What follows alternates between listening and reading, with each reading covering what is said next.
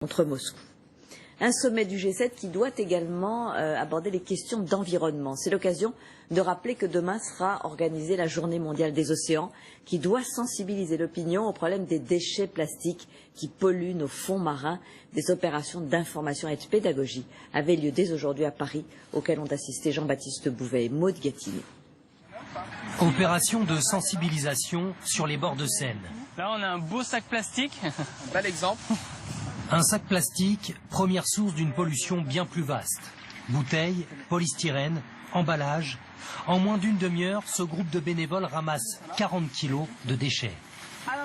On ne sait pas que forcément ça finit dans les océans et que là où personne ne va, on les retrouve tous au final. Ce qui fait peur, c'est surtout ce qu'on mange en final, tout ce plastique, parce que les poissons les mangent. Donc c'est un peu... ça va être dangereux à mon avis à force là. Pour mesurer cette immense pollution que nous ne voyons pas, une expédition scientifique est actuellement en plein milieu de l'Atlantique. Tous les jours dans nos filets, on remonte des microparticules de plastique. Ben, c'est toujours effroyable. Emportés par les courants marins, nos déchets se dégradent et se transforment en fines particules.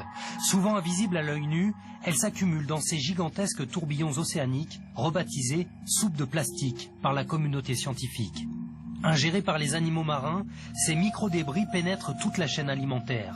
Au moins 270 000 tonnes flotteraient à la surface de nos océans, soit l'équivalent de 40 000 camions à ordures.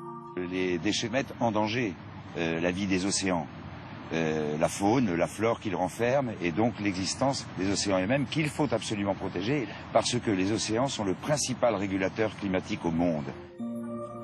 Pourtant, l'usage et la production de matières plastiques augmentent dans tous les pays, plus 500% depuis 2005. Un volume impressionnant qui risque d'asphyxier nos océans.